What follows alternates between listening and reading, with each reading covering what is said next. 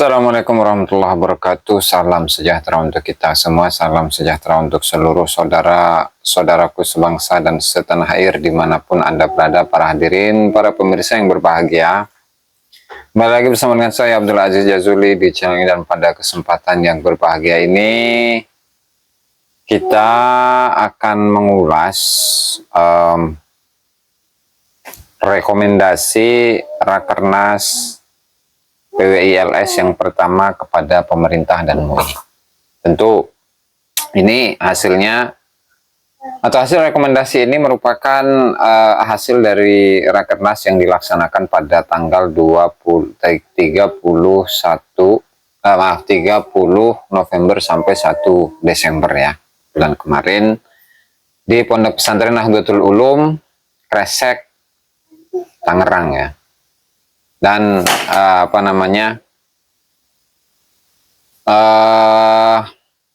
langsung saja, dan ini bisa diakses di website pwils.net ya. Ini baru, dan sekaligus saya memperkenalkan website PWILS ini kepada masyarakat dan kepada teman-teman semuanya ya. Oke. Ini rekomendasi Rakernas PWI-LS pertama kepada pemerintah dan MUI. Perjuangan Wali Songo Indonesia atau PWI bersama Laskar Sabilillah LS sukses menyelenggarakan rapat kerja nasional atau Rakernas pertama di Pondok Pesantren Nahdlatul Ulum, Kabupaten Tangerang pada Sabtu tanggal 30 November. Dalam Rakernas yang berlangsung hingga malam hari, organisasi ini mengeluarkan sejumlah rekomendasi penting untuk Majelis Ulama Indonesia atau MUI dan pemerintah Republik Indonesia. Rakernas yang mengusung semangat perjuangan Wali Songo dan cita-cita menjaga keutuhan negara kesatuan Republik Indonesia ini menghasilkan 8 rekomendasi utama untuk pemerintah dan 3 rekomendasi untuk MUI. Untuk MUI, PWI-LS merekomendasikan 1. Melakukan kajian dan ijtima ulama untuk menolak penisbatan klan Balawi atau Habib sebagai dzurriyyah Rasulullah Shallallahu Alaihi Wasallam. Kedua, mengeluarkan fatwa yang menyatakan penisbatan tersebut tidak memiliki dasar serta mengkaji ulang ajaran-ajaran yang dinilai menyimpang.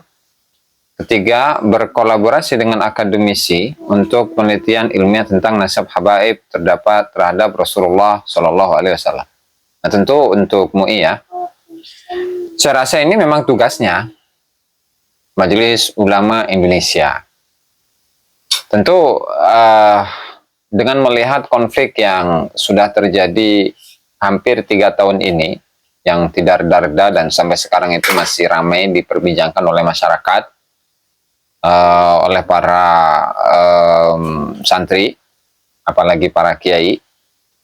Tentu MUI sebagai sebuah lembaga yang di dalamnya itu terdapat para ulama-ulama yang mengkaji, yang menelusuri, jadi tidak hanya dalam bidang fikih saja, tapi dalam bidang sejarah, serta penelusuran terhadap nasab yang selama ini diklaim sebagai nasab yang bersambung kepada Rasulullah Shallallahu Alaihi Wasallam, serta di dalamnya pun juga terdapat ajaran-ajaran yang sesat, ya, dan terdapat di dalam buku-buku yang ditulis oleh para kalangan habaib, baik di zaman dulu, khususnya di zaman dulu ya. Tentu ini harusnya melihat fenomena seperti ini, itu harus ada gerakan lah, harus ada gerakan untuk MUI untuk melakukan kajian apakah benar atau tidak sesuai dengan kriteria yang sudah menjadi kriteria-kriteria yang masuk dalam masuk dalam kategori kesesatan atau tidak. Tentu itu harus dikaji ulang itu oleh MUI, Majelis Ulama Indonesia, khususnya pusat ya. Oke. Kemudian selanjutnya para kiai, Sementara itu, untuk pemerintah RI, PWI-LS mengajukan rekomendasi berikut. 1. Menjamin kebebasan dakwah PWI-LS di seluruh wilayah NKRI. 2. Mengambil tindakan hukum terhadap kelompok atau organisasi yang dianggap membelokkan sejarah atau memalsukan situs makam bersejarah. 3. Mengamankan dan melindungi kegiatan PWI-LS di berbagai wilayah Indonesia. 4. Mewajibkan tes DNA bagi pihak yang mengklaim sebagai dzurriyyah Nabi Muhammad sallallahu alaihi wasallam. 5. Memasukkan sejarah Nusantara sebagai kurikulum wajib di sekolah dasar dan menengah. 6. Mendukung upaya pencegahan radikalisme serta menjaga ideologi Pancasila. Nah, tentu ada beberapa hal yang sangat penting untuk sebagai masukan ya, rekomendasi untuk pemerintah Republik Indonesia, yang khususnya kementerian yang terkait ya. Seperti pembelokan sejarah atau pemalsuan situs makam bersejarah. Tentu yang namanya sejarah itu merupakan identitas dari sebuah bangsa. Ketika bangsa itu ada satu bangsa yang sejarahnya itu dibelok-belokkan, ya, kemudian ada situs-situs makam yang di situ mengandung nilai sejarah, ya, kemudian dibelokkan, maka jelas di sini masyarakat atau sebuah bangsa itu akan kehilangan jati dirinya. Maka ketika mereka itu kehilangan jati diri, mereka tidak bangga lagi dengan, atau mereka tidak dapat lagi menelusuri sejarah-sejarah para leluhur di masa lalu, ya tentu mereka akan mudah dijajah dan tidak bangga dengan kebangsaan mereka sendiri, jati diri mereka sendiri. Ya tentu itu sangat berbahaya bagi bangsa Indonesia. Kemudian yang berikutnya itu poin yang kelima ya, memasukkan sejarah Nusantara sebagai kurikulum wajib di sekolah dasar dan menengah. Tentu ini pun juga wajib dijadikan sebagai kurikulum agar generasi-generasi muda mulai dari tingkat sekolah dasar, tingkat sekolah dasar atau sekolah tingkat dasar, sekolah tingkat menengah, sampai di kampus-kampus ya.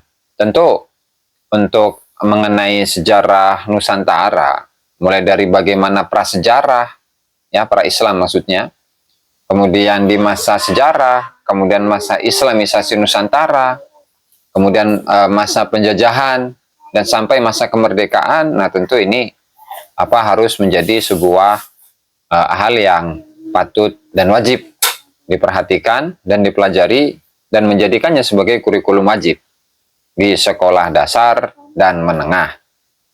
Ya karena ketika sekali lagi ya, untuk menunjukkan betapa pentingnya sebuah sejarah itu ya, kita jangan sampai sejarah kita itu dibelokkan oleh kelompok lain, oleh suatu kelompok, suatu golongan, apalagi kemudian sejarah-sejarah kita bangsa Indonesia ini diklaim oleh mereka. Bahwa pendirian misalkan, proses Islamisasi Nusantara di masa lalu itu adalah oleh mereka. Kemudian pendirian dari Nahdlatul Ulama itu oleh mereka. Kemudian proklamasi kemerdekaan itu mendapatkan restu terlebih dahulu dari kalangan mereka. Nah, tentu ini adalah hal-hal yang wajib diketahui serta wajib diluruskan oleh masyarakat, dan jangan sampai sejarah bangsa Indonesia ini diobok-obok, diacak-acak, dibelokkan oleh kelompok-kelompok mereka. Ya, tentu untuk masalah radikalisme sudah selesai ya. PWILS menegaskan komitmennya untuk melestarikan ajaran Wali Songo dan menjaga keutuhan NKRI. Kami akan terus berjuang demi tegaknya nilai-nilai Islam rahmatan lil alamin dan menciptakan Indonesia yang damai, adil, dan tentram. Ungkap pimpinan sidang Rakernas dalam pernyataan penutupnya. Acara Rakernas ini diakhiri dengan,